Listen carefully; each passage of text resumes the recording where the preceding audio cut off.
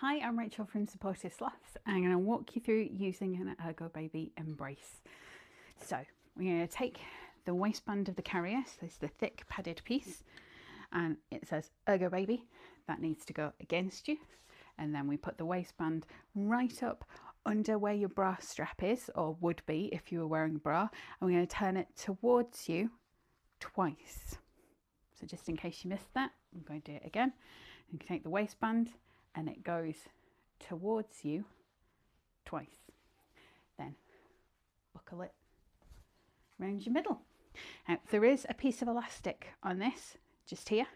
If you go underneath the elastic, it means that this padded piece here doesn't move around. So it's quite an important bit. If you go over the top though, I'm not going to chase you down the street for it. Buckle it up, and then to tighten it, I'm going to push all the slack towards the buckle, and then I'm going to grab the dangly bit and I'm going to pull it across to tighten.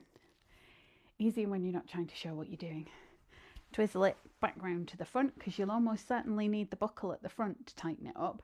Only my left-handed husband can tighten it when it's at the side, and he's very smug about that, so don't be like him. Then it's time to get your baby. This is Eric, the demo doll. He's a little bit bigger than a newborn, and he doesn't like to squinch his knees up. So with a real baby, that squinched up newborn position that they do is absolutely ideal for this. And we have their head on the flat of your chest, so if they smush their face in, it's not going to cut off their air supply. And then going to put your hand underneath the carrier, and if they are really tiny and squinched, you can just squeeze the fabric in before you smooth it up. And we're just going to smooth it up the baby's back. So this padded piece just sits in the nape of his neck. Then we put one strap over one shoulder, one over the other. And I always give them a little shake to make sure that they've not got twisted, because otherwise they get stuck and confused. Reach round, grab the strap off the opposite shoulder, pull it down to the floor to tighten. And pulling down is surprisingly important, because if you just pull straight across, it'll go into your neck and it kind of presses on the nerves there, and that really hurts. So we pull down to the floor to tighten, and then bring across and buckle it in at the side. Then we do the same on the other side. Reach round, catch, pull down to the floor to tighten, bring it across and buckle it in at the side.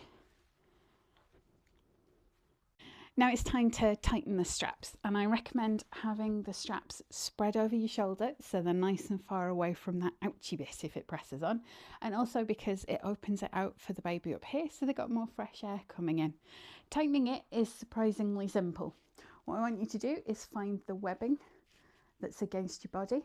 I want you to pull all the slack round to the front, and then find the dingly dangly and pull it backwards to tighten. And you're just going to keep doing that